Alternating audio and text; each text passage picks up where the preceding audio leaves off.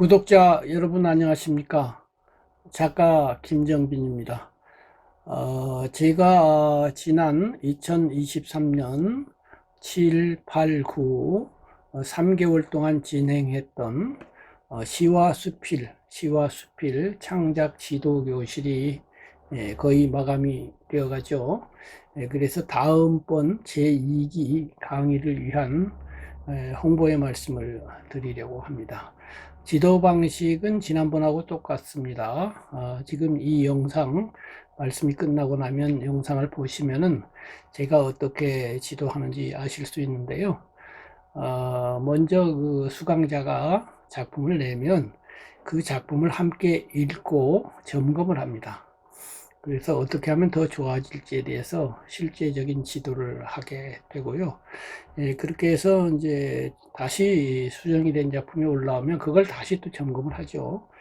그런 식으로 한 작품을 두 번, 세 번 하기도 하고, 또, 그와 관련되거나 또 관련되지 않더라도, 일반적인 문학 지식, 문학 이론 강의도 하고, 한국 문학과 세계 문학에서 배울 만한 명시, 명수필을 또 감상하는 시간도 있습니다. 이런 방식으로 지도를 할 것인데요. 그래서 참여하실 분 아래에 연락처가 있죠. 이메일도 있고 전화번호도 있습니다. 연락을 주시면은 안내를 드리도록 하겠습니다. 3개월 12회 단위로 다소 비용을 받습니다.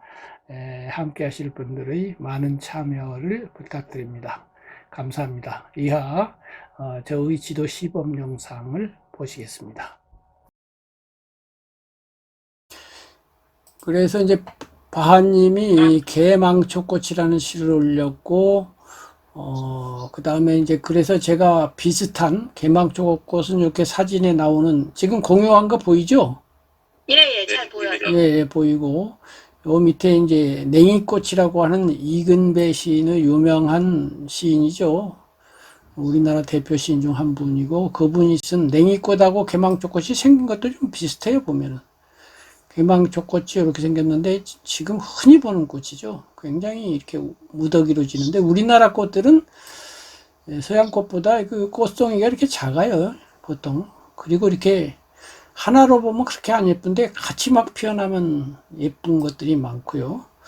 이 냉이꽃도 이제 여기 조그만한 꽃잎인 것 같은데 이렇게 생겼는데요.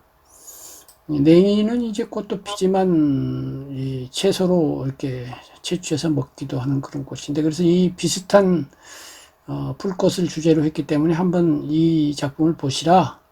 그리고 본인이 보고 이제 좀 비교해 보아라. 이렇게 해서 제가 올려드렸고요. 그 다음에 마지막으로 이제 피천득 선생님, 제가 그 좋아하는 시나 수필이 있으면 올려서 공유를 해가지고 감상을 한번 말해보자 해서 피천득 선생님의 이 비와 인생이라는 시를 올리셨어요. 그래서 그건 다음에 하고, 우선 이 시를 어떤 계기로 어떻게 썼는지 그것 좀 말씀해 주세요. 예, 그 개망초꽃이라고 하는 시는 최근에 한 달 전쯤에 쓴 시고요. 예. 제가 이제 출근하는 길이 안양천변인데 안양천변을 걸어서 출근을 하는데요. 이제 출근 시간이 빠르다 보니까 이제 아침에 일찍 나간 거죠. 그래서 다른 때랑 비슷하게 똑같이 가고 있었는데 그날따라 유난히 이제 이게 개망초꽃이 눈에 막 들어왔어요. 근데 개망초꽃이 하나만 펴 있는 게 아니라 원래 이렇게 천변에 굉장히 많이 이렇게 흐드러지게 굉장히 이렇게 군락을 이뤘다고 해야 되나요? 그렇게 피어 있었어요. 아마 그렇게 의도적으로 심은 건지는 몰라도 그 개망초꽃을 계속 보면서 제가 보면서 걸어가고 있었던 거죠. 그런데 신기한 체험이죠. 그 계속 개망초꽃을 보면서 걸어가고 있는 거예요. 그런데 그 작디 작은 꽃잎 속에서 이렇게 부모님 얼굴이 떠오르면서 그런데 신기하게도 부모님의 웃는 모습이 떠올랐어요. 개망초꽃이 제 눈에는 웃고 있는 것처럼 보였고 개망초꽃 속에서 아버지와 어머니의 웃음이 피어나는 것을 느꼈고, 음, 그때 이제 어렴풋하게 이제 제 느낌은, 부모님은 이제 돌아가셨지만, 예, 부모님이나 나나 아니면 이 세상에 어떤 사람이나 이 개망초꽃이나 하나다. 음, 연결되어 있고 우리는 서로 영향을 주고받으면서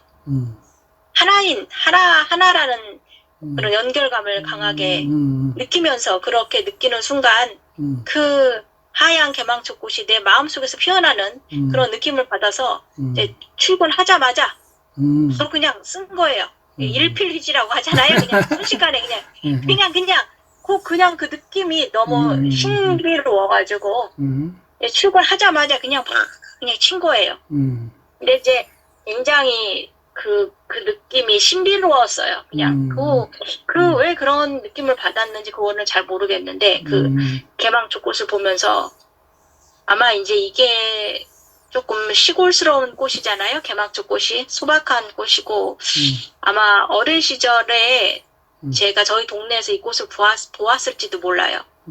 그러면서 이제 부모님이 떠올랐을 수도 있고요. 뭐 하여튼 그렇지만 뭐 개망초꽃이든 나든 부모님이든 뭐 누구든 우리는 서로 하나다.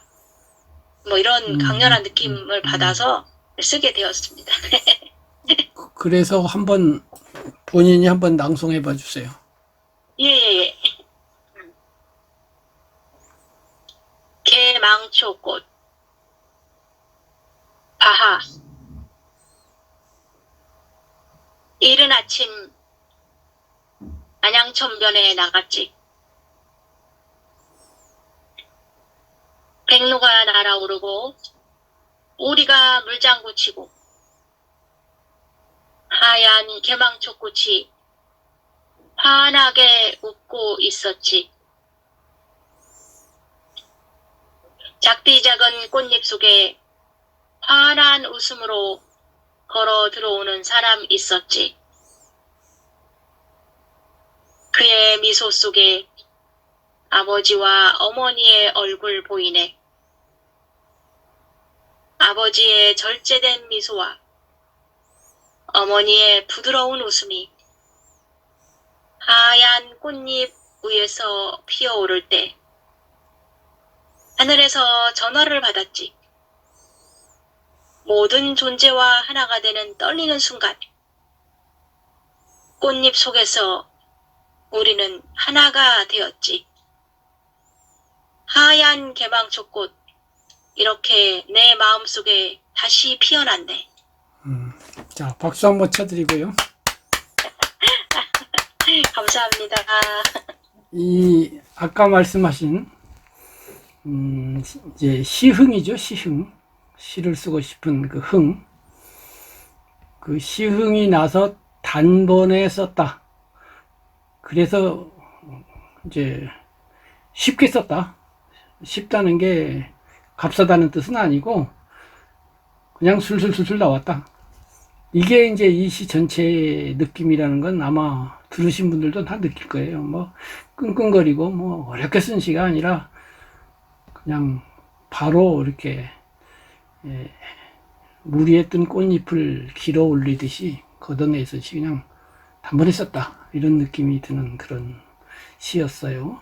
느낌이 아주 편안하고 이렇게 순박하달까 그래요. 그러면 이번에는 이 냉이꽃이라고 하는 이근배 시인의 시를 제가 한번 낭송하고 비교해 보자고요. 냉이꽃 이근배. 어머니가 매던 긴 밭의 어머니가 흘린 땀이 자라서 꽃이 된 거사. 너는 사상을 모른다. 어머니가 사상가의 아내가 되어서 잠 못 드는 평생인 것을 모른다. 초가집이 섰던 자리에는 내 유년에 날아오던 돌멩이만 남고 황막하구나. 울음으로도 다 채우지 못하는 내가 자란 마을에 피어난 너 여리운 푸른. 자, 여기까지인데요. 우선 그 바하님한테 여쭤볼게요. 본인이 쓰신 시하고 이 시가 우리나라 산천에서 흔히 볼 수 있는 꽃을 똑같이 이렇게 소재로 삼아서 쓴 건데요. 제가 보기에는 이근배 시인의 시가 더 좋은 것 같아요. 그렇죠? 네. 그런데 그러면 더 좋다면 어느 면에서 이 시가 바하님 시보다 좋을까요? 제가 이것을 일단 저는 제 거는 이런 은유라든지 뭐 이런 게 사실은 스토리나 이런 게 없는데 이 시에는 또 스토리가 있고요. 또 이제 꽃을 의인화해서 좀 많이 표현했고, 예, 그 어머니의 어떤 한이라든지 뭐 이런 것들이 이렇게 표현된 이제 시인데, 저는 그냥 쭉 그냥 뭐 이렇게 그 개망적 꽃을 본 느낌을 이렇게 쓴 것 같고요. 이런 게 없죠.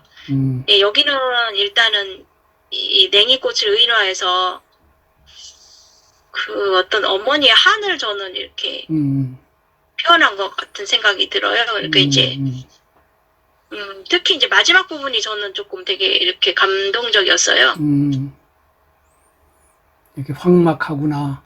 예, 예. 울음으로도 다 채우지 못하는 내가 자란 마을에 피어난 너 여리운 푸른.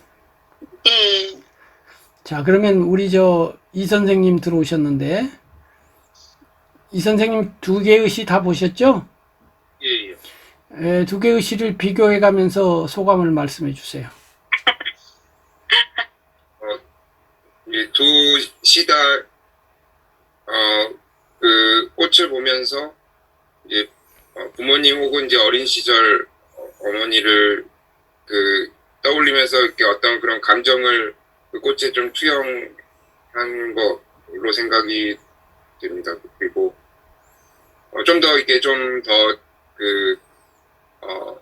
이근배 시인의 시가 이제 좀 더 그 어린 시절이 좀 더 비장하고 뭔가 돌이 날아들고 사상가의 아내가 되고 이런 좀 더 그런 비장미가 좀 더 있는 것 같고, 바하님의 시는 이제 좀 더 그 떠난 부모님과의 어떤 하나가 된 다시 상봉하는 이제 그런 거를 그리고 계시는 것 같습니다. 그렇군요. 그러면 우리 안 선생님도 의견을 좀 말씀해 주실래요? 네, 제 의견을 말씀드리겠습니다. 참고적으로 저는 신문사에서 올해 14년째 근무하고 있습니다. 제가 이 말씀을 드리는 이유는 이 두 시를 비교 이렇게 낭송하신 거를 들어보니까 두 가지가 확 느껴지더라고요. 하나는 내가 확실히 문학적인 감성이 없는 사람이구나. 그 다음에 또 한 가지는 바하님의 시가 더 저 같은 그 언론사에서 근무하는 사람한테는 한 번에 와닿는구나. 이거를 느꼈어요. 왜냐하면 이제 신문사에서 일하는 사람들 입장에서는 독자들이 처음부터 이제 기사를 읽을 때 두 번 이렇게 하거나 두 번 생각하게 하면 안 돼요.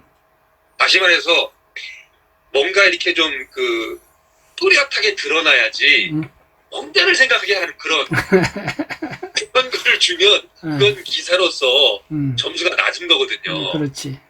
그러니까 저도 이제 그런 집단에서 그러한 어떤 그 조직에서 오랜 시간 훈련을 받아왔기 때문에 이제 그런 어떤 저의 어떤 직업적인 그 성향이 이런 데서도 드러나는 걸 발견했습니다.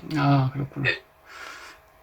그러니까 이제 거꾸로 말하면 이제 우리 바하님하고 그 이 선생님은 이제 제 강의를 그동안에 몇 차례 들었으니까, 이제 문학은 그 반대란 말이에요. 그래서 언어라고 하는 걸 똑같이 쓰는데 두 가지 용법이 있다라고 하는 걸 제가 이제 얘기했는데, 1차적인 용법이 있고 2차적인 용법이 있는데, 문학은 2차적인 용법이다. 지금 신문 기사가 1차적인 용법이에요. 그래서 그 언어가 말하고 있는 내용이 주로 개념으로 전달이 되고, 읽거나 듣는 사람이 그야말로 지금 표현한 그대로 바로 알아들을 수 있게, 딴 생각 안 하게, 내가 말하고자 하는 것과 듣는 사람이 들은 것과의 차이가 적으면 적을수록 훌륭한 언어죠. 근데 문학 언어는 그 갭이 크면 클수록 좋은 언어. 같은 말인데 두 가지 뜻으로 해석되면 좋은 거고, 세 가지는 더 좋고, 10가지면 아주 좋고 그래요. 그래서 언어를 풍요롭게 만들고, 이렇게 확장하고, 이렇게 해서, 이 사람이 이제 생각하는 존재인데, 생각이라는 것 자체가 언어로 쌉니다. 그래서 단어를, 1만 개 단어를 알고 있는 사람하고 10만 개 단어를 알고 있는 사람은 생각의 양에서 비교가 되지 않아요. 그래서 언어가 더 풍요로워지면 생각도 풍요로워지고, 그러면 삶도 풍요롭게 바라보죠. 그래서 이제 문학 언어는 언어를 확장하는 의미가 있다. 그래서 비유하면, 제가 해가 있는데 일식할 때 해가 동그랗게 보여주는 그 해 부분은 언어의 1차적 부분이고, 그 주변에 뿌옇게 해무리가 지는 부분, 그래서 해를 확장한다고 볼 수 있는 0.5가 늘어나 가지고 해의 용적이 1.5배가 되었다고 할 때의 그 나머지 0.5 부분이 이제 언어 확장, 2차적 용법에 비유할 수 있다, 이렇게 말씀을 드렸거든요. 이것은 언어를 통한 예술적 확장이고, 확장이 이제 우리의 자유 혹은 마음을 넓히는 것인데요. 그 넓힘의 끝은 지금 바하님이 말한 이걸 거예요. 모든 존재와 하나가 되는. 이게 이제 나와 너가 딱 분별되어 있는 존재에서 서로 연접되기 시작하는 지점이에요. 사실은 그렇게 확장된다는 것이, 감성으로 넘어가면 남에게 공감한다는 것이 되고요. 사랑한다는 데까지도 나가요. 그래서 예술성이 많은 사람일수록 감성도 풍요로워지고, 남에 대한 이해도 비교적 상대적으로 많게 되죠. 이렇게 되는 건데, 이제 언어를 통해서 하면 문학이지만, 그것을 이제 시각적으로 하게 되면 미술이 되고, 소리를 가지고 하면 이제 음악이 되고, 그렇게 되는 거죠. 그래서 이제 두 개를 비교해 보면요. 첫 번째 이제 개망초꽃에 나오는 이제 세 분이 다 말씀하신 거예요. 이거를 한마디로 말하면, 개망초꽃은 단순하고 냉이꽃은 복합적이다. 좀 복잡성을 가지고 있다, 이 말이야. 그래서 이 복잡성이야말로 해무리처럼 생각의 범주를 넓혀주는 요인이에요, 이 복잡성이. 뭐가 복잡하냐? 개망초꽃에 보세요. 이른 아침 안양천변에 나갔지. 지금 이제 말을 하는 화자, 시인이 있어요. 백로가 날아오르고 오리가 물장 붙이고 하얀 개망초꽃이 환하게 웃고 있었지 했을 때, 오리, 백로 중요하지만 이제 일단 개망초꽃. 어쨌든 시인이 어떤 환경에서 대상물을 보고 있어요. 그래서 이제 그 꽃잎 속에서 어떤 사람이 걸어 들어왔다. 요게 이제 신문 기사에서는 있을 수 없는 얘기죠. 신문 기사에서 꽃이 웃었다 그러면 이상하겠죠. 그러니까 이제 신문 기사보다는 2차원으로 조금 나간 거죠. 그리고 신문 기사에서는 백로가 날아오르거나 뭐 오리가 불장 치거나 이거 관심이 없죠. 사건이 일어나야 되는데 그런 우리의 그 삶을 위협하거나 그런 것이 아니죠. 평화로운 거기 때문에 일상적이고 평화로운 건 신문 기사가 되지 않죠. 그다음에 이제 신문 기사에서는 꽃을 봤으면 봤지 거기서 사람이 걸어 들어올 일은 없겠죠.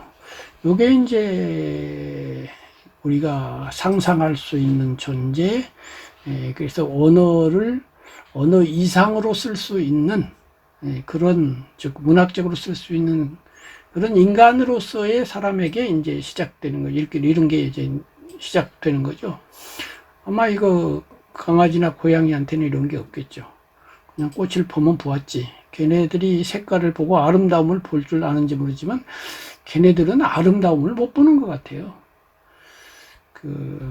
노을이 아름답다고 그래서 노을을 쳐다보는 강아지 본 적이 있나요? 무지개가 떴다고 무지개만 판참 바라보는 강아지는 없고, 주인이 예쁜 사람인지 안 예쁜 사람인지도 가리지도 않아요. 그래서 얘들은 미를 볼 줄 모르고요. 그래서 환하게 웃으면서 꽃잎이 하물며 웃는다고 본다는 건 상상할 수도 없는 일이죠.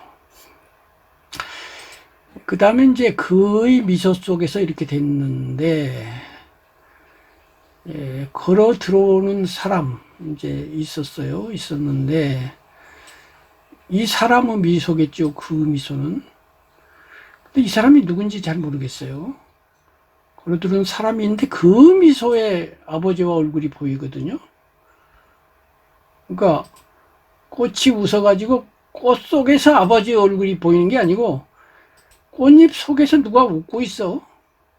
X라는 사람이 있어요. 근데 그 X의 미소에서 얼굴이 보였어요. 이게 원래 바하님이 의도한 바인가요? 예, 그렇죠. 바하님이 말씀하신 이 그는 누구야?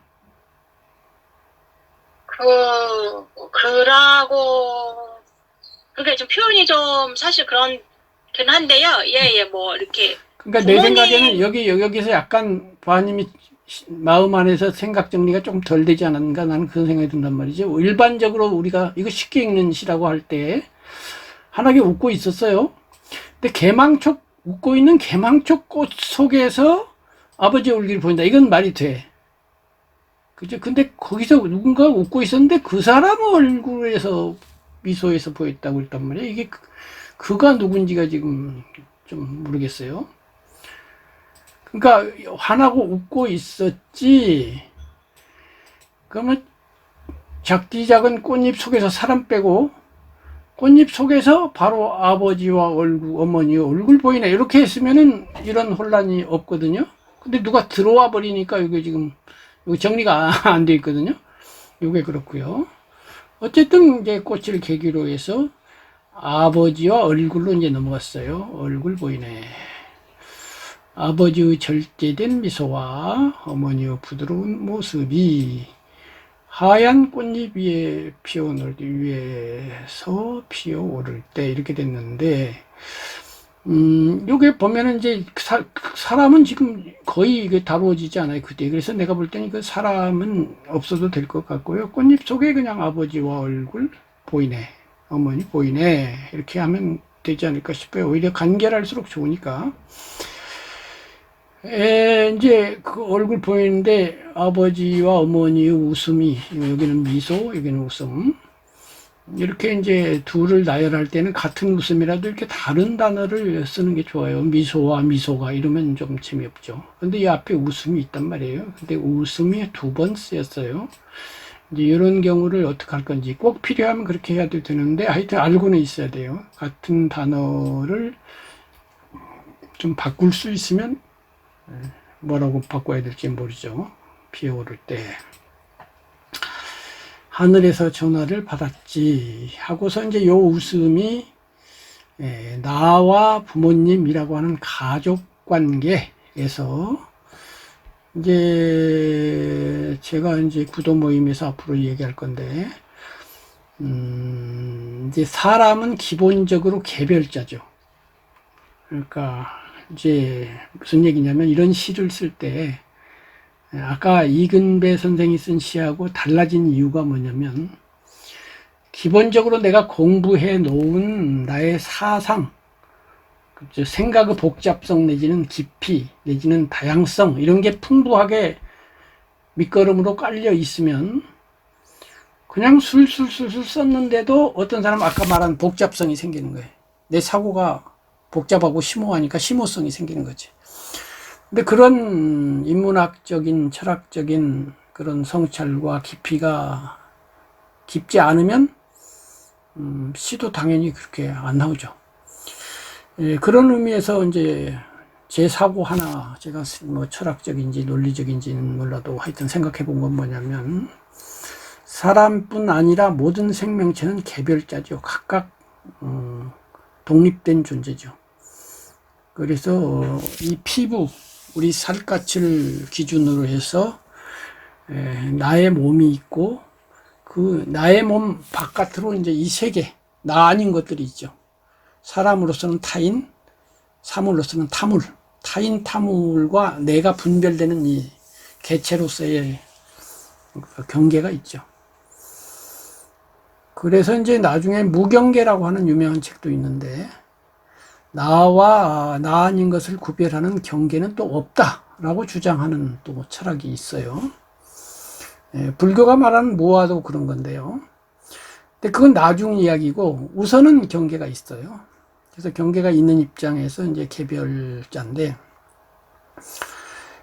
다만 이제 인간 아닌 존재들은 내가 그런 개별자라는 것 자체를 몰라요.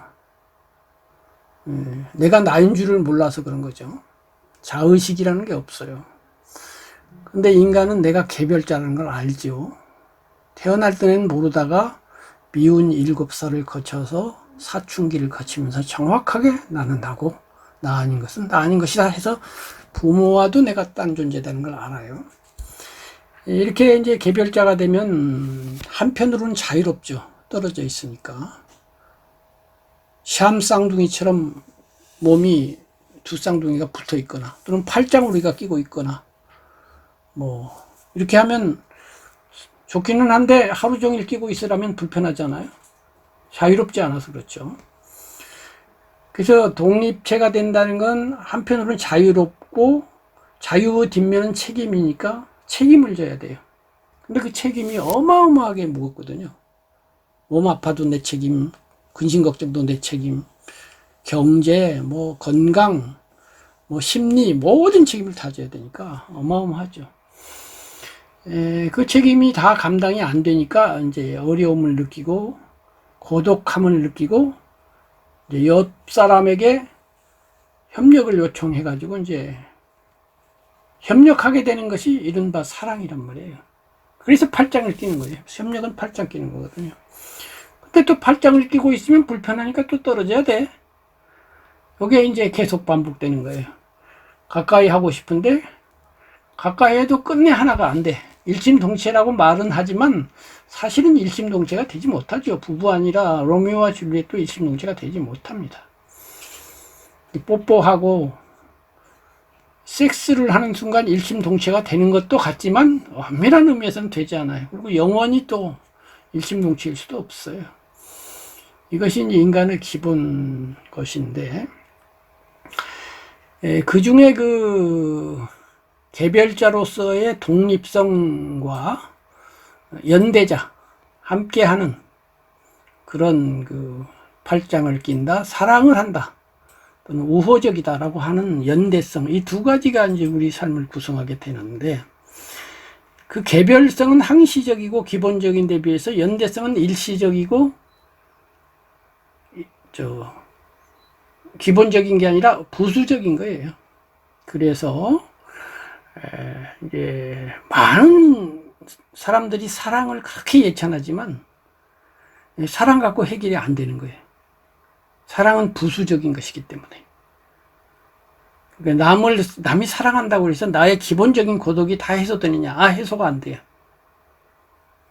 아무리 사랑한다고 해서 내가 아플 때 대신 아파주지 못하고 내가 번뇌할 때 대신 번뇌해주지 못하잖아요. 그 문제는 내 문제지 남이 도와줘서 될 일이 아니에요. 근본 문제에서는. 그러나 그건 아주 굉장한 그 구도자 입장에서는 그렇고, 연희 사람한테는 사랑 좋죠. 그 정도 생각하자고 하는 그런 입장에서는 사랑이 중요하고, 막 사랑하고 노래도 만들고, 무수한 이 시와 이런 문학작품도 다 사실은 사랑 얘기예요. 그렇게 되는데, 그 사랑이 첫 번째로 되는 대상이 아버지, 어머니란 말이에요. 근데 지금 여기서 모든 존재와 하나가 되는, 이렇게 됐을 때는 아버지와 어머니에서도 더 확장된 거죠. 그럼 어떻게 되냐? 세 가지죠. 나를 우호적으로 다가오는 아버지, 어머니 같은 분이 첫 번째 나를 둘러싸고 있는 제1그룹이고, 두 번째는 나하고 별 이해관계가 없는 중간그룹이 있겠죠. 세 번째는 나를 경쟁 대상으로 보고 적대적으로 보는 세 번째 그룹이 있어요. 비우호 그룹이죠. 그래서 첫 번째 그룹과 우리는 연대해서 세 번째 그룹하고 경쟁하기도 하죠. 우리 가정이 한 덩어리가 되어서 다른 가정과 경쟁하고, 우리 직장 사람들이 한 덩어리가 돼서 옆에 다른 직장하고 경쟁하고, 이런 구조죠. 그렇게 되는데, 철학적으로 생각해보면은 그 사랑의 범주가 넓으면 넓을수록 큰 사람이 되겠죠. 제일 범주까지만을 사랑하는 건 너무 당연해요. 형제를 사랑하고 부모를 사랑하고. 그런데 두 번째, 길거리 지나가는 저 사람에게 대해서 또 우호 감정을 갖는다. 그러면 아주 훌륭하겠죠. 심지어는 적과 경쟁자까지도 우호적으로 보면 이건 이제 성인이 되는 것인데요. 더 나가서 인간만이 아닌 전 우주, 생명 없는 것까지를 포함해서 우리가 지구를 사랑합시다, 뭐 이렇게까지 되고, 심지어는 뭐 별을 사랑합시다, 이렇게까지 될 수도 있겠죠. 지금 여기서 보면 하늘에서 전화를 받았지가 이제 그거예요. 모든 존재와 하나가 된다. 하나가 된다는 건 사랑하는 순간 적어도 하나가 되는 것인데, 이제 여기 아버지와 어머니의 사랑으로부터 모든 존재에 대한 사랑조차도 아니에요. 하나가 된다는 건 사랑조차도 넘어서는 것 같아요. 이렇게 되는 것인데, 요 비약이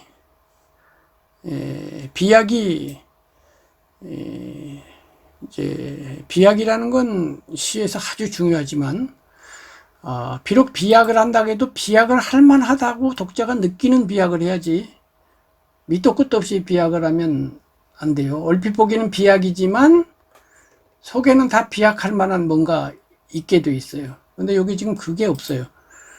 이 아버지와 어머니의 사랑이 왜 모든 존재에 대한 것까지 갑자기 2배, 3배도 아니고 10배, 100배도 아니고 1000배, 10,000배도 아니고 5만 배로 늘어난 거거든요. 요 사랑의 크기가, 넓이가 100평이다. 그러면 이거는 1억 곱하기 1억 평이라고 하는 무지무지하게 넓은 대로 확 넓어졌어요. 요게 뭔가 그럴만해 갖고 넓어지면 이건 위대한 시가 되었을 겁니다. 그래서 이제 꽃잎 속에서 우리는 그래서 하나가 되었지, 내몸 피었는데, 요게 이제 요 하나가 이제 요 하나겠죠. 요 하나고, 요게 만약 그렇겠다라고 됐으면 이건 어떤 시가 되느냐면은 그 유명한 존 던이라고 하는 시인이 쓴 누구를 위하여 종은 울리나 라는 유명한 시가 있잖아요. 그게 이제 영화로도 나와서 더 유명한데, 거기에 보면 우리 인간은 그러니까 큰 땅덩어리에 한 흙덩어리 같은 것이어서 이렇게 결국 개인이라고 생각하지만 사실은 그 사람들은 이제 유럽을 중심으로 했을 때 유럽의 일부, 대륙의 일부에 지나지 않는다. 그러므로 네가 나고 내가 너다. 그러므로 누가 그때 종을 울리나 할 때 종은 조종이거든요. 서양에서는 사람이 죽으면 조종을 치잖아요. 그래서 저 조종이 누구를 위해서 울리느냐? 조종은 이제 죽은 사람을 위해서 울리는 거죠. 그런데 누구를 위해서 종은 울리냐고 묻지 말아라. 그것은 바로 나를 위해서 울리는 거다. 죽은 사람을 위해서 울리는 거 아니야. 내가 죽은 거야. 이렇게 이제 시를 썼어요. 그래서 그 시가 아주 유명한 시죠. 그런데 그 시는 요게 비약할 만하게 앞에 준비가 돼 있어요. 우리는 거대한 대륙의 일부에 지나지 않는다 해놨으니까 누구를 위하여 종은 울리냐고 묻지 마라. 그것은 바로 너 자신을 위해서 울리기 때문에 그렇게 하면 딱 되는 거예요. 그래서 우리가 이제 아까 이야기한 개별자로부터 출발했는데 아니야. 우리는 개별자가 아니야. 우리는 분별된 존재가 아니라 하나인 존재야. 이렇게 말을 했단 말이죠. 그런 의미에서 이거는 굉장한 비약인데 이 비약이 누구를 위하여 종은 울리나 해서처럼 자연스럽게 비약할 만하게 비약하지를 않은 느낌이기 때문에 여기에 이제 그것이 있어요. 그래서 제가 알기로는 이제 바하님은 영성에 많은 관심을 가지신 분이기 때문에 그런 영성에 관한 그 공부도 많이 하시고 시간도 많이 보내셨으니까 거기에서 요 개념이 본인에게 이렇게 잘 갈무리 되어 있는 것 같아요. 모든 존재가 하나가 되어야 된다. 또 본질적으로는 하나다. 이걸 잘 이제 많이 들어서 마음 밑바닥에 심리 속에 이게 내장되어 있는 거야. 내장되어 있는데 제가 설명한 것 같은 그럼에도 불구하고 우리는 하나가 아닌 존재로서 네가 아프면 내가 아프다라고 말은 해요. 부모님이 네가 배가 부르면 내가 배가 불러 라고 말을 하고 나도 또 그런 비슷한 느낌을 느끼는 거예요. 아프리카에 그 고통받는 아이들 보면 나도 마음이 아프고 그건 맞긴 맞는데 그러나 다른 한편 지금도 세상에서 수많은 사람이 이 순간에도 죽어가고 있는데 그러거나 말거나 나는 노래 부르고 날랄랄 거리는 또 존재이기도 하단 말이죠. 그러면 이 둘 사이에 어떤 차이가 있으며 아까 말한 것처럼 개별자에서 시작해서 우호자에서 시작해서 우호적이지도 적대적이지도 않은 자에서 시작해서 적대적인 자, 나를 공격하고 나를 욕하고 나를 때리고 나를 모함하고 이런 사람, 그런 사람과 하나가 된다는 건 도대체 뭐냐. 저 미워하는 저 인간과 내가 어째서 하나가 되고 어떻게 하나가 될 거냐.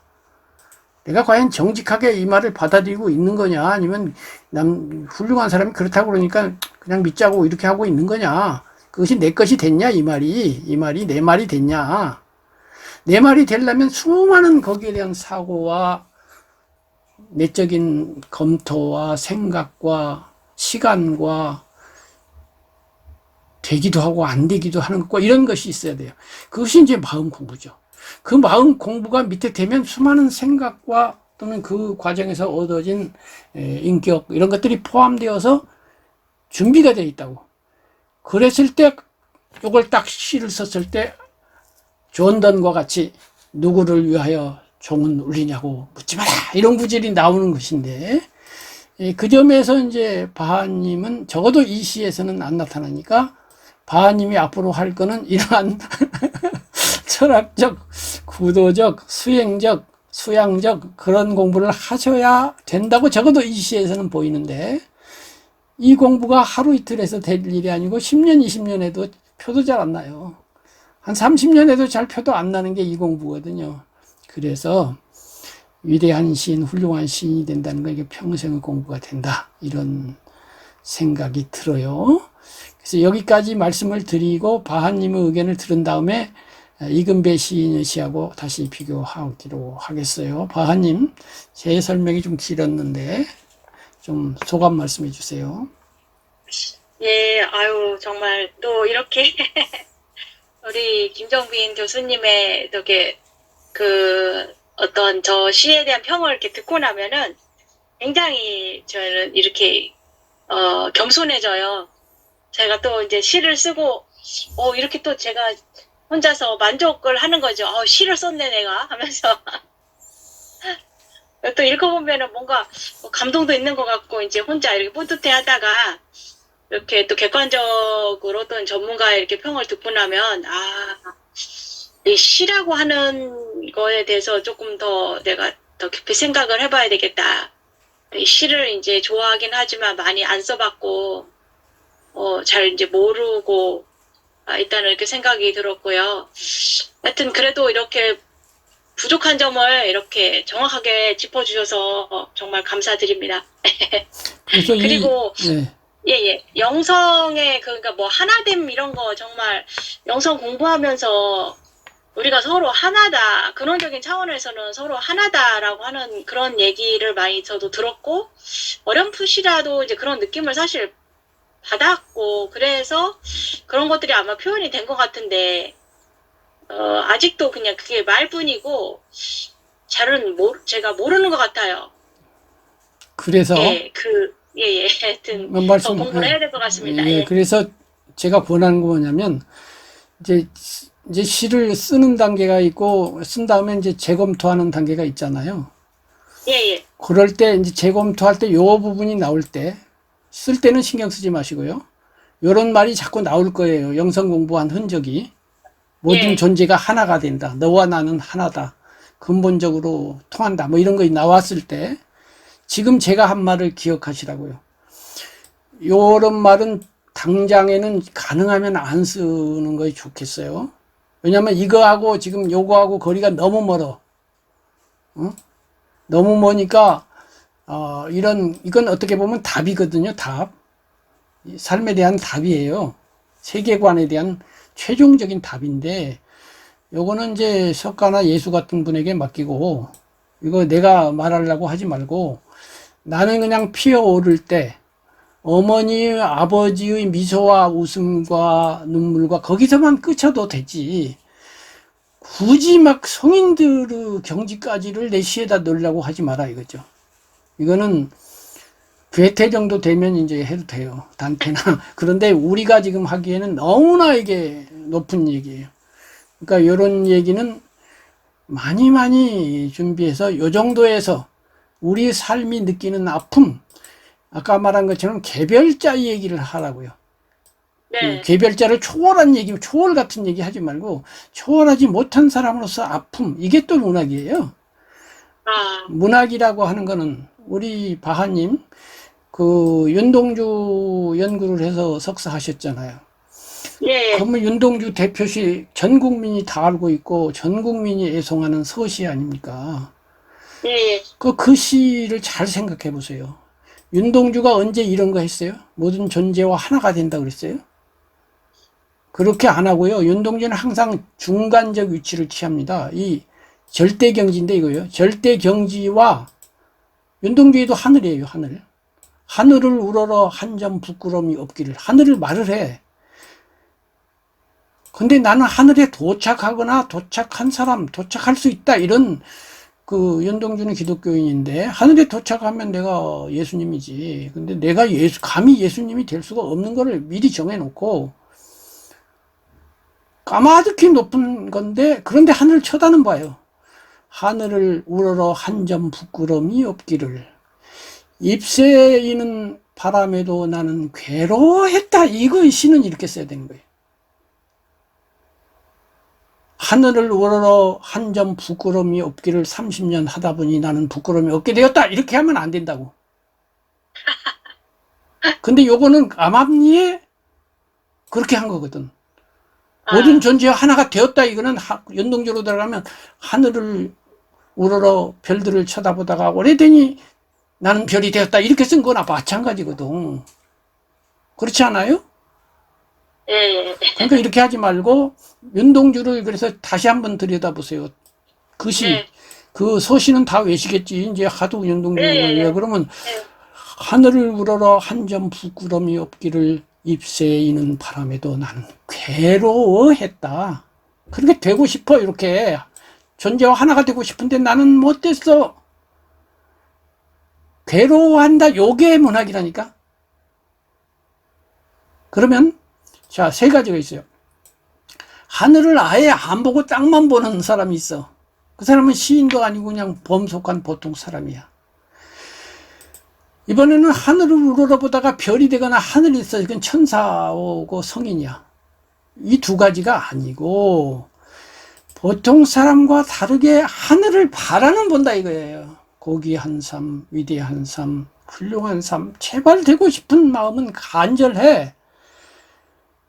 그런데 되지는 않아. 그래서 그 중간에 있는 사람으로서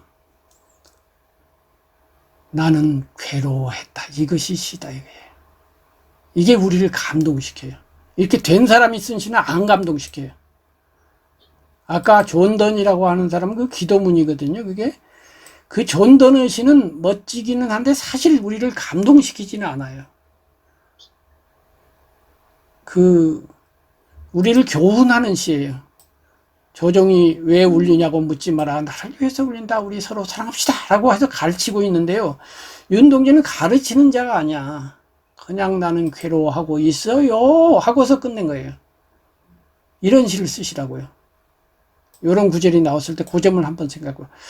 네네. 나는 괴로워했다. 별을 사랑하는 마음으로 모든 죽어가는 것을 사랑해야지. 그래서 윤동주의 그런 시들을 보면 오늘 밤에도 별이 바람에 스치운다. 바람이 뭐예요? 풍파요, 풍파. 삶의 풍파 속에서 별이 스치우는 거예요. 별을 그리워하는 내 마음이 흔들리고 시험받고, 윤동주 같으면 일제시대에 일본에 유학 가서 살다 보면 식민지 시인으로서의 고통도 당하고 비웃음도 당하고, 야, 시 같은 거 왜 쓰니? 민족운동을 해야지! 그러면서 그 여리게 그러지 말고 칼을 들으라고, 이런 사람도 있고. 그래서 민족주의자들한테는 그 용감하지 못한, 독립운동에 썩 나서지 못한 사람이고, 그런가 하면 또 일본 인간들이 볼 때는 뭐 식민지 인간에 불과하고, 이런 부대낌, 이 부대낌 속에서 시인은 아파하고, 그럼에도 불구하고 부끄러워하면서, 그래도 그 부대낌이 어떻게 해요? 우리를 넘어지게 하죠. 우리를 넘어지게 해. 그래서 무릎이 깨지고 아프고 부끄럽고 이런데, 그래서 나는 무너졌습니다가 아니고 넘어졌습니다. 그런데 나는 일어나서 다시 별을 바라봅니다. 힘들지만 그래도 나는 또 걸어갑니다. 이렇게 하는 데서 우리가 감동하는 거예요. 그러면 가수들 중에 어떤 사람들은 막 울면서 노래를 불러요. 연기자도 막 울면서 해요. 그러면 얼핏 보면 점수를 많이 받아서 경연대회에서 1등을 할 수는 있어요. 미아리 눈물 고개를 부르는데 바로 오늘 지금 이별하고 온 여인이 미아리 눈물 고개 하고 막 불렀어. 그리고 1등 했어. 그런데 원곡 노래를 들어보면요, 이 혜연이라고 하는 원곡 노래를 들어보면 클래식해요. 그렇게 울지 않아요. 울음이 정화되어 있어요. 일주일 전에 남편과 이별한 여인이 아니에요. 3년 전에 이별을 했고 3년간의 승화 기간을 거쳤어요. 그래서 고통으로 울부짖던 마음이 그리움으로 바뀌었어. 울부짖음이 아니에요. 그리운 노래야. 고통은 밑에서 흘러가고 있고, 미야리, 거기서 이제 클래식한 느낌이 탁 나는 거예요. 대중가요인데도. 무대에서 배우가 엉엉 울면 우리도 울게 되죠. 근데 감동되지 않아요. 반드시 저건 울음을 터뜨려야 되는데 울지 않고 딱 잡으면서 속으로 꺽 하고 울음을 참는 것을 볼 때 우리는 감동하는 거예요. 시인이 설 자리가 여기에요. 막 터뜨려버리면 1차적인 시가 돼요. 그렇다고 내가 여기 모든 존재와 하나가 되었느라 이러면 성인의 시 아닌 시가 되고, 이거는 이제 다른 동네로 가버려요. 근데 문학은 성인이 하는 게 아니에요. 군자, 중간자가 하는 거예요. 성인과 보통 사람은 중간에 있는 군자나 학인이 하는 거예요. 이 점을 잘 이해하셨으면 좋겠고요. 그래서 이 냉이꽃이 좋은 신 거야. 이 냉이꽃에서는 내가 교사로서 너에게 한 수 가르쳐 주겠다. 존재라는 것은, 삶이라는 건 마땅히 이런 거야. 정답은 이거야. 이렇게 하는 게 하나도 없어요. 아까 말한 윤동주 시인과 똑같은 입장인 거예요. 중간자 입장에서. 나는 이렇게 느끼고 고통스러워하고 있어요. 라고만 말을 하지, 거기에 대한 답을 말을 하지 않아요. 그러면서 아까 말한 복잡성이 있어요. 그럼 이 시에는 나가 있고 냉이꽃이 있고 그 다음에 아버지 어머니가 있고 그래요. 그 다음에 이제 모든 존재도 있다고 하면 있고 그런데 여기는 뭐가 있냐? 어머니가 있어요. 꽃이 있어요. 그 다음에 이제 남편이 있어요. 사상가가 아내가 됐다고 그랬으니까 그 사상가라고 부르는 그 남편이 있는 거예요. 그 다음에 이제 있는데 여기에 들어있는 소재들 자체의 수는 거의 비슷해요. 근데 이것이 복잡하게 얽혀 있어요. 어머니가 매던 긴 밭의 어머니가 흘린 땀이 자라서 꽃이 된 거사. 아까 말씀하신 것처럼 의인화가 돼가지고 이제 꽃이 어머니의 땀이 변해서 된 거야. 그런데 지금 여기에서는 이 꽃이 미소와 웃음과 관련되는데 여기는 땀이 관련이 돼요. 그러면 땀과 웃음은 어떻게 다른가요? 웃음은 뭐가 잘 될 때 이야기인데 이건 안 될 때 이야기, 힘들 때 이야기예요. 말하자면 리얼리티, 삶의 실제가 더 강하게 오죠. 삶이 계속해서 웃기만 하는 삶은 거의 드물어요. 웃음은 잠깐이죠. 근데 이 땀은 항상 있어야 되고 우리를 힘들게 하는데 이것이 현실이죠. 윤동주로 들어가면 바람에 스치우는 거죠. 근데 윤동주는 바람에 스치운다 해갖고 아주 땀자도 안 쓰고 바람에 스치우면 땀도 아니에요. 바람에 스치우는 거는 한편으로는 시달림을 의미할 수도 있지만 한편으로는 얼마나 시원하고 좋은데 이걸 의미할 수도 있어요. 그래서 윤동주의 그 서시는 아주 현실적인 느낌은 안 들어요. 그래서 중학생용이구나 이런 느낌이 은연중에 들어요.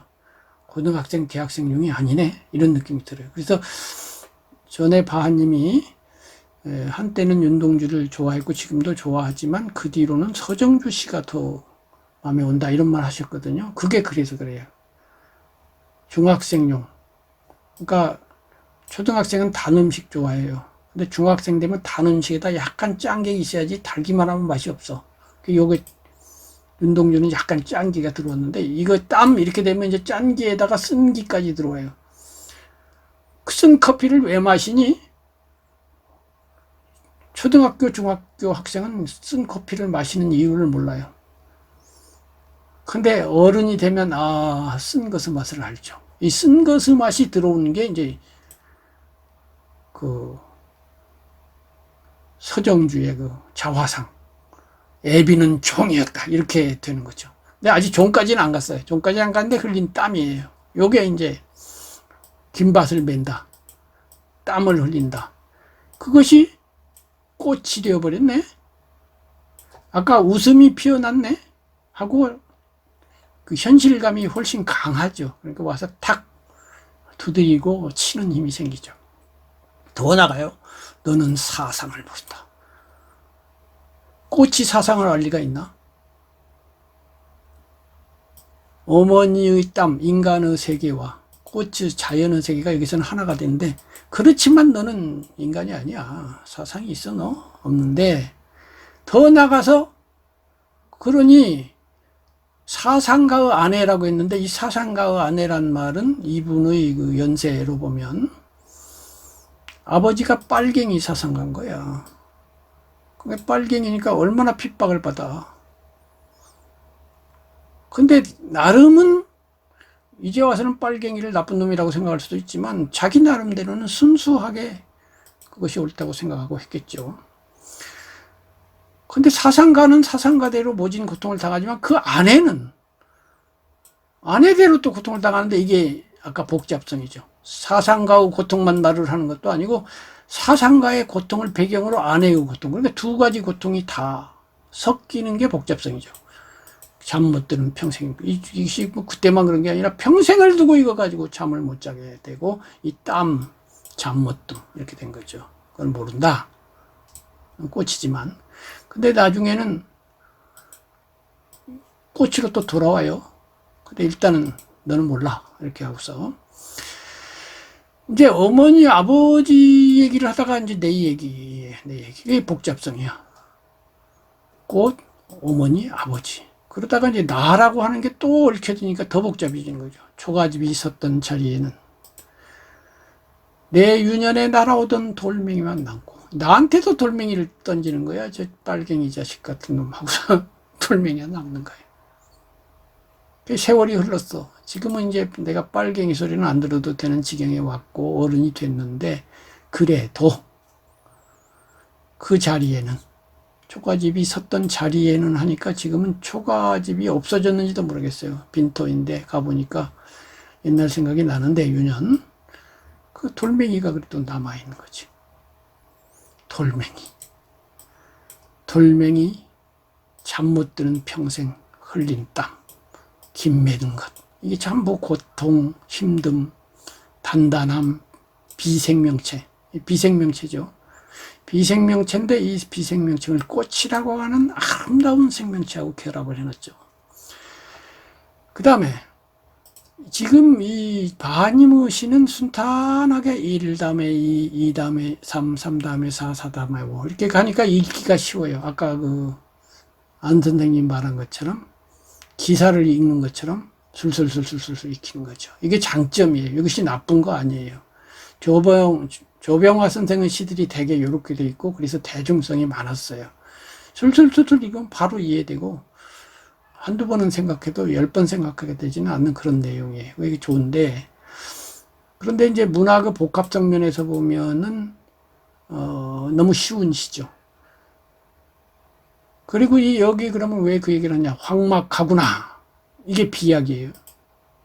확 갑자기 비약하고 갑자기 획 뒤돌아서는 느낌이에요. 이게 말이 순탄하게 이렇게 컸어요. 어머니가 매던 김밭이 어머니가 흘린 땀이 자라서 꽃이 된 거사. 너는 사상을 모른다. 어머니가 사상가의 아내가 되어서 잠 못 드는 평생 것을 모른다. 모른다를 2번 반복하면서 이 반복이 주는 시적 효과, 이 어떤 가군 같은 효과를 가죠. 초가집이 이 리듬이 있는 거예요. 이 시가. 이 리듬이 길었다 땡겼다면서 밀었다 땡겼다면서 시가 있어요. 여기도 물론 있죠. 있는데 이 시보다는 이 시가 훨씬 낭송했을 때 리듬감이 있어요. 거사하고 불렀다가 거사, 이건 약간 한 감탄이잖아요.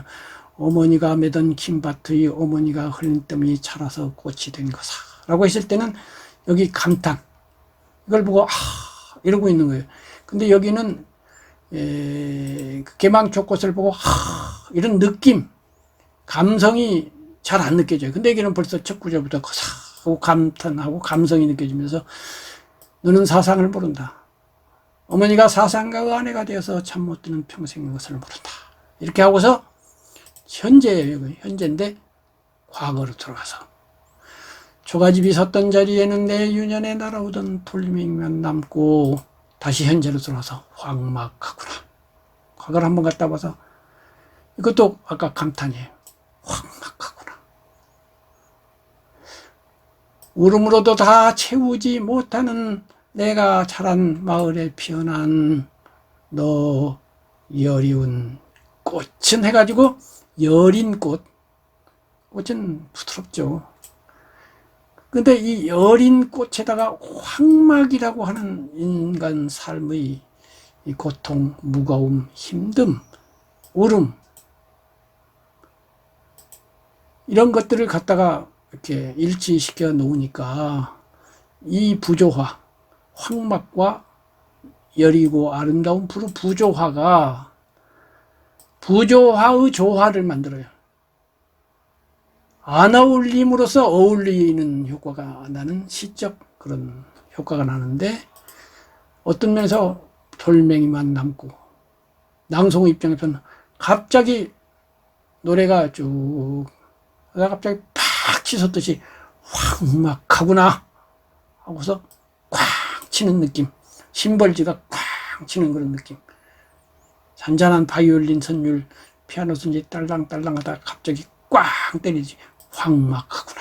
이렇게 하니까 시가 맥박이 있어지죠. 리듬감이 있으면서 힘이 있어지면서 이렇게 되는 거예요. 그래서 이제 이런 차이가 있다는 것이고요. 이 선생님, 지금 제가 두 시를 비교하면서 얘기했는데, 한번 뭐 생각나는 것 말씀해 주세요. 말씀하시는 거 보면서 우연히 옛날에 배웠던 그런 그 시조에서 그 맨 마지막 장에 3543 할 때 그런 거가 황막하구나 그런 거랑 좀 비슷한 느낌이 아닐까요? 그러네요. 아주 정확한 포인트예요.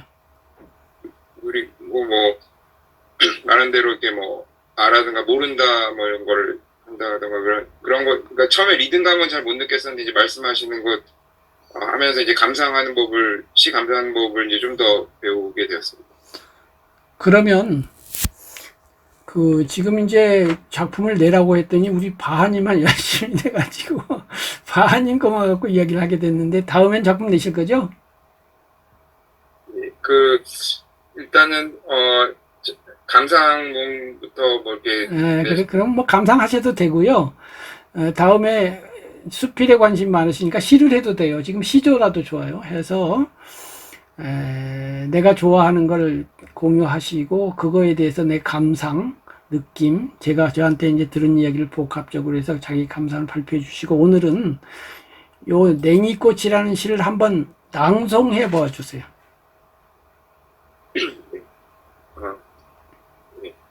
냉이꽃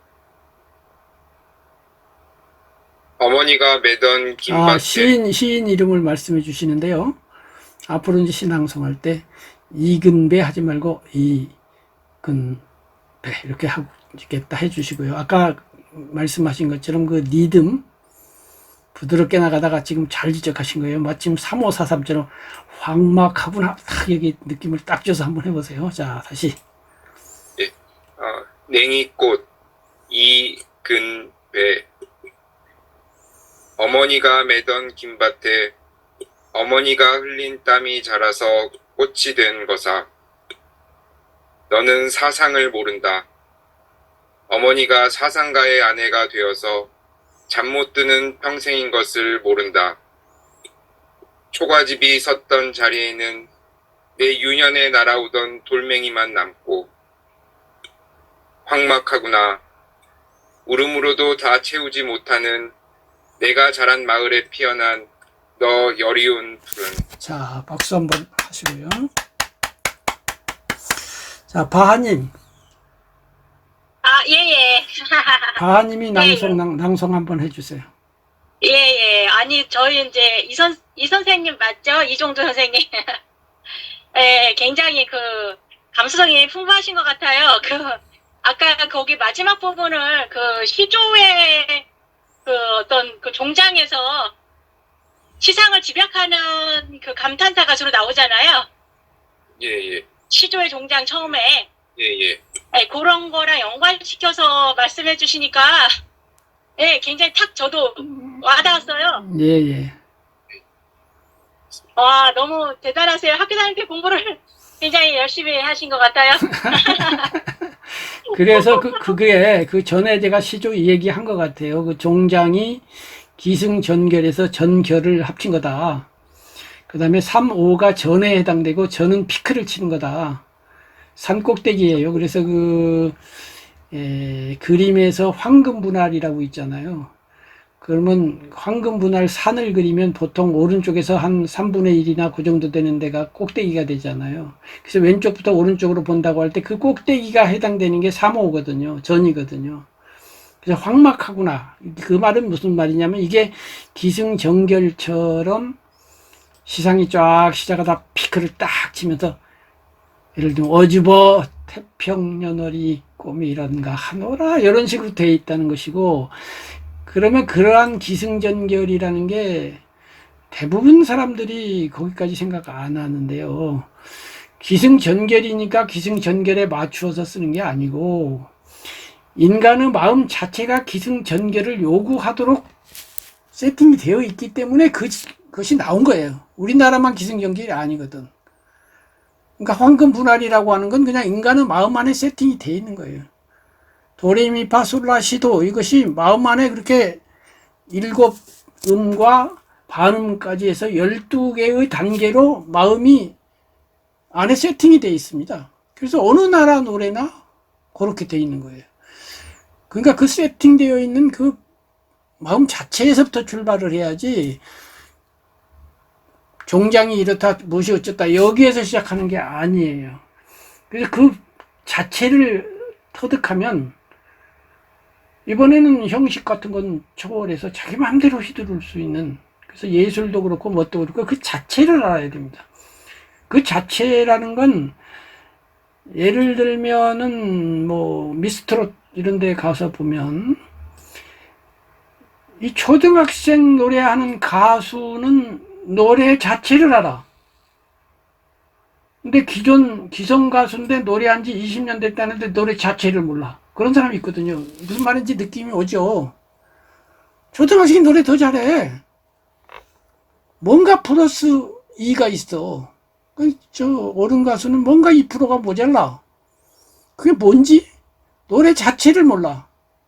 흉내는 잘 내. 그러니까 3543이니까 3543에 맞춰야지 이렇게 하면 안 되고, 마음 안에 세팅되어 있는 본성 자체가 가지고 있는 3543에서 이게 나와야 돼요.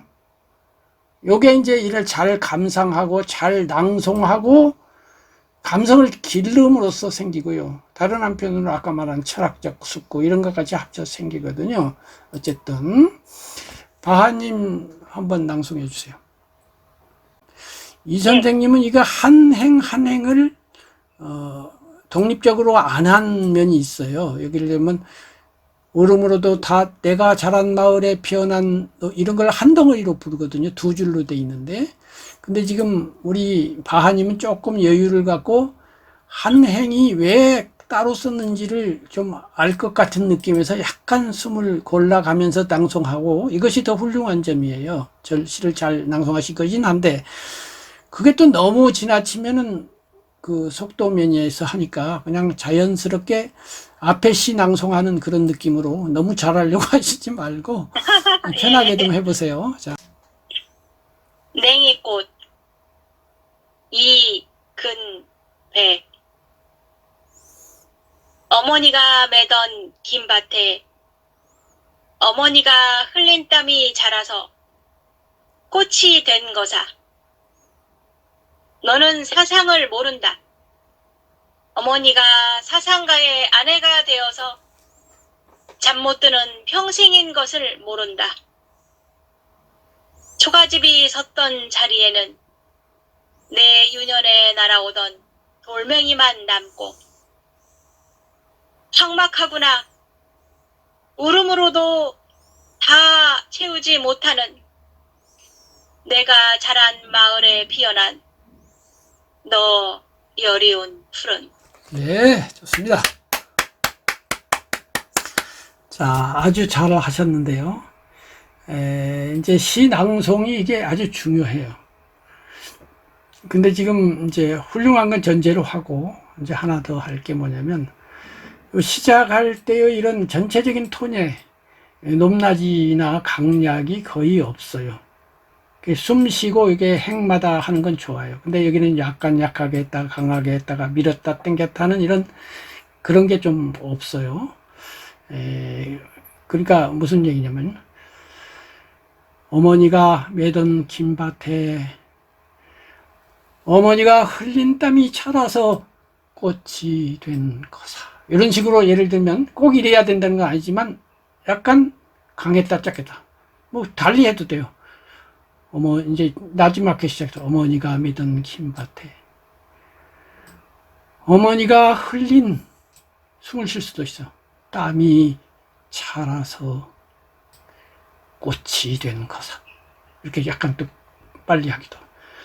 그 다음에 이제 바꿔요. 이 어조가 바뀐 거. 어머니가 매던 김밭에 이런데 너는 사상을 모른다. 이거 전혀 어조가, 너는 사상을 모른다. 어머니가 사상가의 아내가 되어서 잠 못 드는 평생인 것을 모른다. 평생 것을 모른다를 한번, 모른다. 잠 못 드는, 이게 보통의 경우에는 잠 못 드는 이렇게 말해요. 근데 여기서는 아니에요. 잠 못 드는. 잠 못 드느냐 아니고 너는 사상을 모른다. 어머니가 사상가의 아내가 되어서, 왜냐하면 여기에 지금 엄청난 한이 있거든요. 공감해야 되거든요.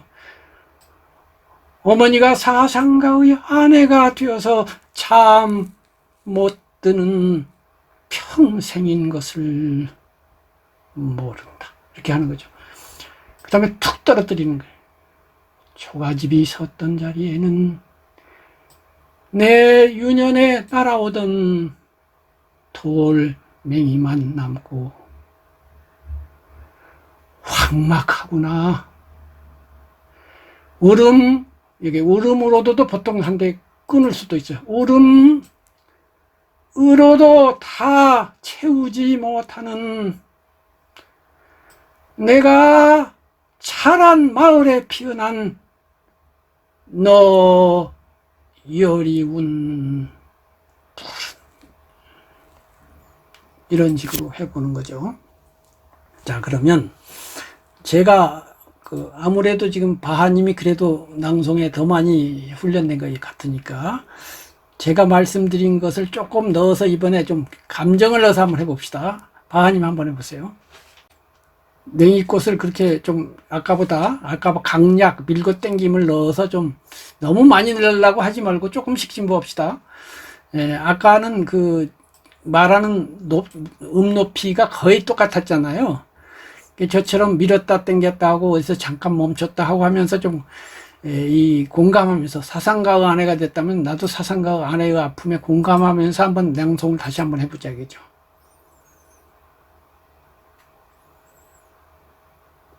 냉이꽃 이근배. 어머니가 매던 김밭에 어머니가 흘린 땀이 자라서 꽃이 된 거사. 너는 사상을 모른다. 어머니가 사상가의 아내가 되어서 잠 못 드는 평생인 것을 모른다. 초가집이 섰던 자리에는 내 유년에 날아오던 돌멩이만 남고 황막하구나. 울음으로도 다 채우지 못하는 내가 자란 마을에 피어난 너 여리운 푸른. 자, 박수 한번 치고요. 어때요? 본인이 생각할 때 아까보다 좀 나아진 것 같아요?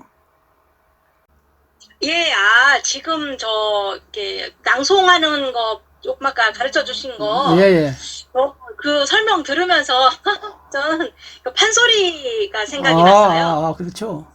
예, 이거 판소리 할 때도 그럼요. 제가 이제 유튜브 동영상 봤는데 예. 그 판소리에서는요, 그 단어가 갖고 있는 그 어떤 에너지까지 다 구현을 하라고. 예. 그러니까 이렇게 이렇게 살금살금 한다면은 살금살금이라는 단어는 살금살금 말해야 되잖아요. 그렇죠.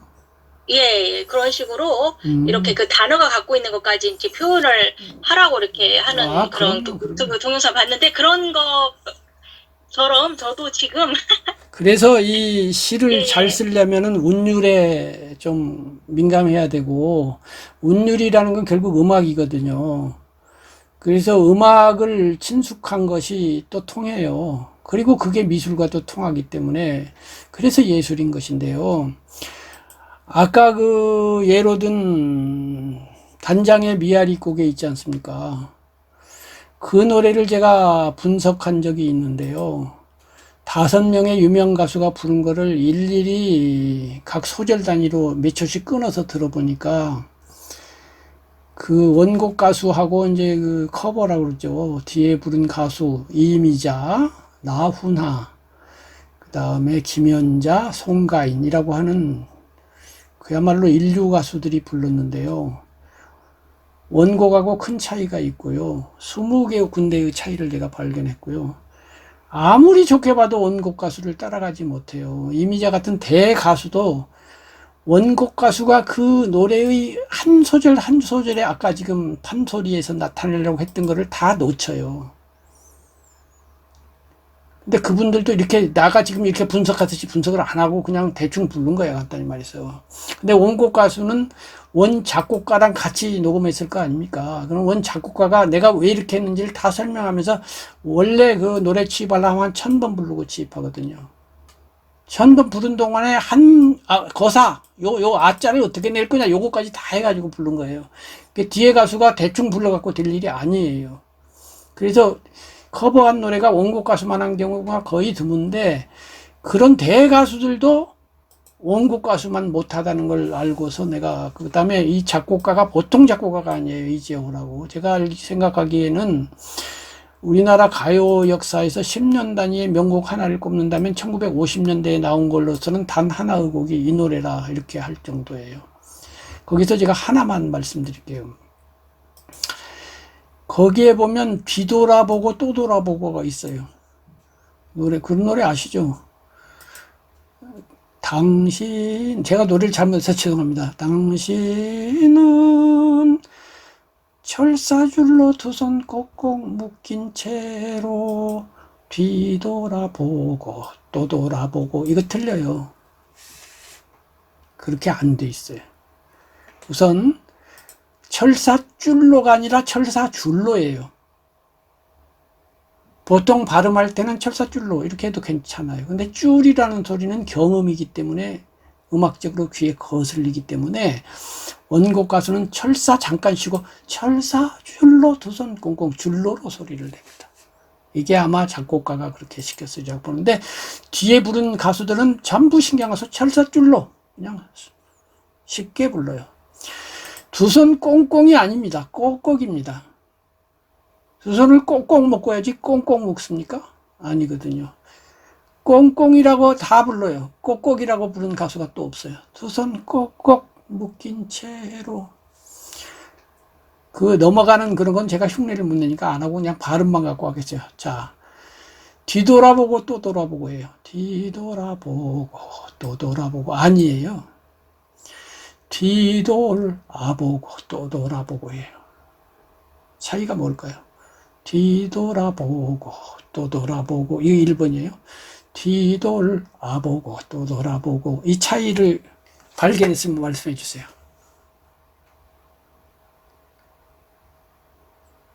이걸 느낄 수 있어야 돼요.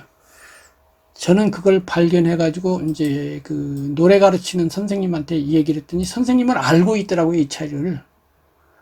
근데 그분이 가르쳐 주기 전에 제가 발견한 걸 자랑스럽게 여기거든요. 이게 뭐냐면요, 뮤지컬을 한다고 봅시다.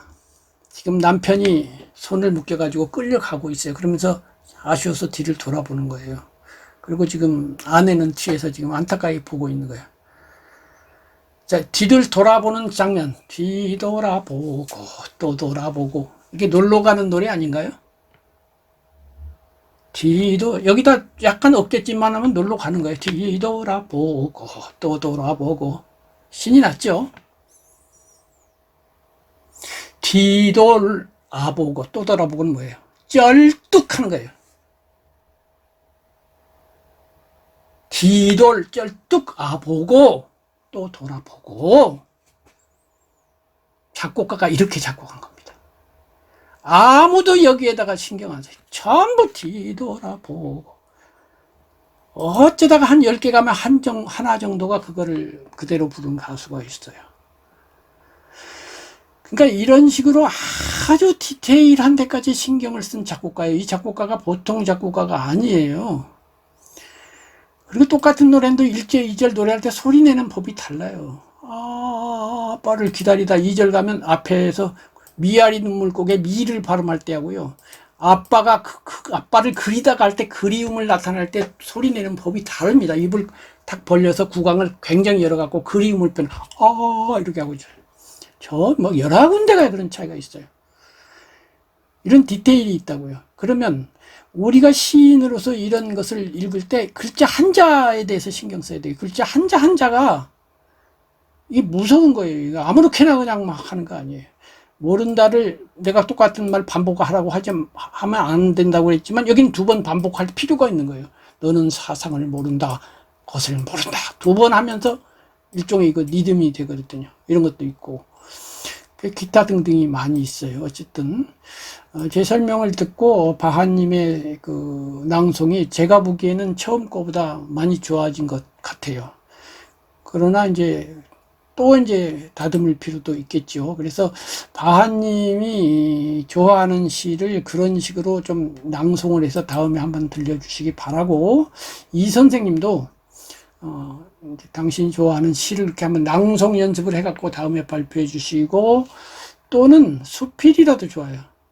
수필 중에 명문장 그런 거를 아예 외워야 돼요. 저는 피 선생님 좋아해가지고 피 선생님의 그 봄이란 시 마지막 구절이 너무 좋아가지고, 그게 이제 40년도 넘었어요. 1980년도쯤 되니까 90년, 00년, 10, 20년, 23년 됐어요. 근데 보면 그 자리에서 전 외워버리거든요. 그 뒤로 가끔 봄만 되면 그 구절을 되새기게 되고 그래요. 그때 KBS인가 어디서 라디오 방송에 나가서 제가 제 작품을 낭송할 때 그거를 넣어가지고 했는데 한번 낭송해 볼게요. 인생은 40부터 라는 말은 인생은 40까지 라는 말이다. 다른 것은 몰라도 내가 읽은 소설의 주인공들은 93%가 40 미만의 인물들이다. 그러니 40부터는 요생인가 한다. 40년 일하면 인생은 짧다. 그러나 생각을 다시 하면 그리 짧은 편도 아니다. 나비나 나이팅게일의 생명보다는 인생은 몇 갑절이 길다. 민들레와 바이올렛이 피고 진달래 개나리가 피고 복숭아꽃, 살구꽃, 그리고 라일락, 사향, 장미가 연달아 피는 봄. 이러한 봄을 40번이나 누린다는 것은 적은 축복이 아니다. 더구나 봄이 40살이 넘은 사람에게도 온다는 것은 참으로 다행한 일이다. 녹슨 심장도 피가 용솟음 치는 것을 느끼게 된다. 물건을 못 사는 사람에게도 찬란한 쇼 윈도우는 기쁨을 주나니, 나는 비록 청춘을 잃어버렸다 하여도 비잔틴 왕궁에 유폐되어 있는 금으로 만든 새를 부러워하지 않는다. 아, 봄이 오고 있다. 순간마다 가까워오는 봄. 정말 기가 막히잖아요. 자, 민들레와 바이올렛이 피고 복숭아꽃, 살구꽃, 그리고 라일락, 사향, 장미가 연달아 피는 봄. 이러한 봄을 40번이나 맞을 수 있다는 것은 적은 축복이 아니다. 그러니까 피 선생님이 간결한 문장을 쓰지만 여기까지가 한 문장이에요. 간결하지 않아요. 그러니까 간결할 땐 간결하고 밀고 당기는 거죠. 계속 이어지는 거예요. 왜? 이렇게 써야 멋이 나는 지점이니까. 이러한 봄을 40번이나 맞을 수 있다는 것은 적은 축복이 아니다. 얼마나 욕심이 없습니까? 40살만 살아도 충분하다 이거예요. 그런데 96세 사셨어. 그 나머지 여생이라고 그랬으니까 여생이 본생보다 더 많이 사신 거야. 46년을 여생으로 사셨어. 그리고 다른 작품에도 나의 기력을 다 낭비하지 아니하고 마지막 10분의 1이라도 남겨서 한가롭고 여유로운 생활을 하고 싶다 그랬거든요. 실제로 그렇게 사신 거죠. 그래서 이분이 군자인 거고 그런 삶을 사셨기 때문에 이런 글이 나온 거예요. 흉내를 내서 되는 게 아니고 삶 자체가 그러했어요. 심지어는 대학 교수를 1년 먼저 사직하시는데 그 이유가 내가 여유롭게 산다고 그러면서 다 채우고 그러고 살아야 되니?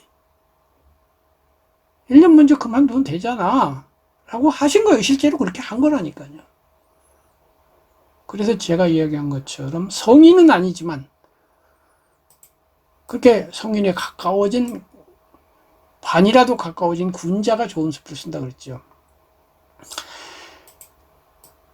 복숭아꽃, 살구꽃, 라일락, 사향장미가 연달아 피는 봄, 이러한 봄을 40번이나 누릴 수 있다는 것은 적은 축복이 아니다. 그러면서 이 봄을 청춘에 비교했거든요. 녹슬은 심장도 피가 용솟음 치는 것을 느끼게 된다. 그 다음 구절이 기가 막힌 거예요. 제가 창창이 하잖아요. 창. 없는 걸 새로 만드는 것이 문학이다. 그것을 창이라고 한다. 그래서 창작이다 할 때 물건을 못 사는 사람에게도 찬란한 쇼 인도는 기쁨을 준다? 일반적으로 어떻습니까? 돈이 없어요. 백화점에 가니까 쇼 인도에 명품이 있어. 짜증이 나야 되잖아. 박탈감을 느껴야 되잖아. 근데 아니야. 물건을 못 샀어. 근데 쳐다만 봐도 나는 좋아. 비선생님이 쓴 수필에 보면 비원이라는 수필을 보면 비원! 내가 가서 쳐다보면 내 거지. 굳이 내가 왕이 되어야 하니? 그런 구절도 있어요. 그 왕궁 아니죠. 뭐라 그러냐. 왕들이 묻힌 묘를 뭐라 그래요. 거기에 이제 집이 한 채 있고, 저도 가끔 그 파주 삼릉 그런 데 갑니다만은, 그걸 지키는 사람들 있죠. 그 넓은 터의 그 고요함과 그 멋진 풍경을 누구 거냐? 1년에 한 번 제사 지르러 오는 왕족 거냐? 아니다 이거야. 그 별장지기 거야. 그 사람이 다 향유한다. 이런 구절이 있어요. 그래서 물건을 못 사는 사람에게도 찬란한 쇼 인도는 기쁨을 주나니 이게 창이다 이 말이야. 내 말은. 이 아이디어가. 뭘 무소유를 이야기하면서 무슨 간디가 이랬습니다. 부처님이 이랬습니다. 구절이 너절이 이거 하나도 창 아니여. 남이 한 얘기 그만하고 물건을 못 사는 사람에게도 찬란한 쇼인도는 기쁨을 주나니 나는 비록 청춘을 잃어버렸다 하여도 비잔틴 왕궁에 유폐되어 있는 금으로 만든 새를 부러워하지 않는다. 네가 반짝거려봤자 너는 죽은 목숨이잖아. 나는 살아있거든.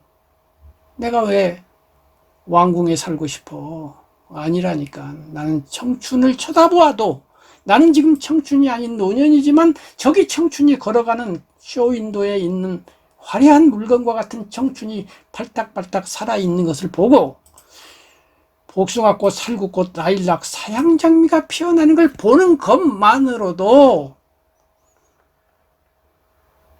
기쁘다 이거죠. 이렇게 무소유를 이야기할 때 이것이 문학인 거예요. 2차적인 어법인 거예요. 이래야 창이 되고 이래야 살아있어. 이 구절은 40년째 낭송하고 있는데 낭송할 때마다 좋거든. 근데 간디가 무소유했다 이 얘기는 한 번 읽고 두 번 읽고 세 번까지는 읽었는가 몰라도 다섯 번째 알았다고. 다 읽었잖아. 다 알았어. 그 기사 다 읽었어 하는 거랑 똑같은 거예요.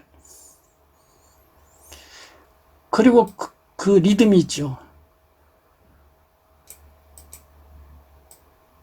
금으로 만든 새를 부러워하지 않는다. 그래서 봄이 오고 있다. 순간마다 가까워오는 봄 하고서 느낌표를 딱 치고 끝내는 거죠. 그래서 이러한 좋은 문장을 이제 차단해 가지고 수필 다 외우기는 힘드니까 넉 줄이든지 7줄이든지 간에 좀 공유를 하고 못 외시더라도 좋으니까 여러 번 읽어서 리듬감, 멋들어짐을 보완해 가지고 제가 설명하듯이 이게 이렇게 멋들어지고 여기에 창이 있네요. 창이 있느냐 없느냐 관점으로 한번 보세요. 그 구절의 창, 새로운 관점, 우리의 그 언어를 확장시키는 생각하지 못한 것에서 작상한 것이거나 또는 리듬에서 새로움이 있거나 여러 가지 새로움이 있을 수 있거든요. 그런 것을 보아서 우리 카톡에 공유해 주시고 다음 시간에 와서 그것을 같이 낭송해 주시고 또 했으면 좋겠고요. 이제 지금까지 들었는데 그 안 선생님은 이제 아까 스스로 고백하듯이 문학하고 그야말로 담을 쌓고 살아오셨는데 한번 낭송해 보시겠어요?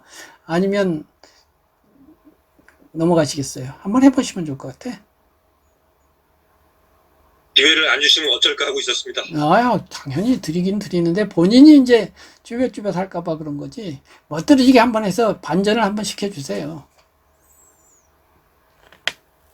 시작하겠습니다. 예. 맹이꽃 이근배 어머니가 매던 김밭에 어머니가 흘린 땀이 자라서 꽃이 된 거사. 너는 사상을 모른다. 어머니가 사상가의 아내가 되어서 참 못되는 평생인 것을 모른다. 초가집이 섰던 자리에는 내 유년에 날아오던 돌멩이만 남고 황막하구나 울음으로도 다 채우지 못하는 내가 자란 마을에 피어난 너 여리운 푸른. 아이고, 훌륭합니다. 아니, 지금, 안 선생님, 네. 문학 담싸고 사신 거 맞아요? 아니 아까 전에 저 강약 조절 완급 조절 하라고 하셔가지고요. 아니, 근데 그 문학 담싸고 샀던, 그 사신 분이 완급 조절하라고 한다고 당장에 되면 어떻게 해? 아 이거 당장에 된 겁니까? 와, 뭐, 이건, 수제, 천재까지는 모르겠지만, 수제인 건 확실합니다. 아, 교수님 한 말씀 드리자면요. 예. 원래 마지막에 하는 사람이 제일 잘해요. 왜냐하면 다 그거 아까 설명 다 들었기 때문에. 아, 뭐, 그런 것은 있기는 있는데, 전혀 그동안에 문학에 담쌓고 살았다는 걸 전제로 할 때, 이건 거의 뭐, 과장하면 기적에 가까워요. 이거 안 됩니다. 이게 낭송이라는 게요, 시인들 자신 자체가 낭송 잘하는 사람은 별로 없어요. 시인들 자체가 의외로 낭송 잘하는 시인 마냥 없고요. 또, 뭐, 이제 유튜브에 보면 낭송하는 분들이 많이 계신데, 되게 여자분이고, 목소리가 참 좋죠. 목소리 좋고, 옷도 아주 화사하게 입고 나와서 이렇게 하는데, 대부분 보면 감정과잉이 있어요. 거기 너무나 막 감정을 넣어갖고, 저한테는 좀 부담스럽더라고요. 근데 기본적인 절제가 있고, 절제 위에 감정이 있어야지, 감정이 지나치게 넘치면, 그래서 이제 아까 그 군자의 낭송이 안 되고, 나 봐주세요. 나 잘하죠. 이렇게 하고서 노래하면 안 되거든요. 노래에 대해서 전문가가 하시는 말씀이, 어떤 가수는 노래를 이기려고 하는 가수가 있다네요. 결국 나 노래 잘하잖아 하고서 노래하는 가수가 있대. 근데 노래 앞에 겸손한 가수가 있다네요. 이미자 이런 분들은 노래에 대해서 참 겸손하게 노래를 부르니까 자연스럽대요. 근데 이제 우리끼리 이야기인데, 아무개라고 하는 유명한 남자 가수 있죠. 그분은 노래를 이기려고 하는 가수다 이렇게 했어요. 그분이 누군지는 생각해 보세요. 그리고 그 말 들으면 고개가 막 끄덕여질 것 같아. 그 말 듣고 보니까, 그분이 노래 이기려고 부르는 노래 맞네. 나 잘하잖아 이러면서 막 부르는 노래 있잖아. 그래서 시도 이 마음이 좀 이렇게 수양된 마음, 이렇게 절제된 마음. 아까 그 울음을 터뜨리는 배우가 아니라 울음을 품되 그 절제하는, 그래서 울음을 안으로 삼키는 마음. 그래서 막 그저께 남편이 잡혀가서 울부짖는 여인이 아니고, 그 울부짖음을 많이 삭혀서 그리움으로 승화되어서 아빠를 이렇게 이제 그 그리움을 담아서 이렇게 할 수 있는 그런 세련미 이런 게 필요한데요. 지금 세 분을 보면은 기본적으로 그것이 돼 있는 것이 훌륭하다고 봐요. 세 분 다 감정 미만이 안 돼 있어요. 감정이 지나쳐가지고 기본적인 절제를 해치는 것은 전 못 느꼈어요. 기본적인 그 절제가 있고, 이 절제는 결국 수양의 문제거든요. 수행의 문제예요. 그래서 이것이 한편으로는 문학이 예술이지만 다른 한편으로는 인격 도야와 관련이 되는 부분이고, 특히 수필에서 그 인격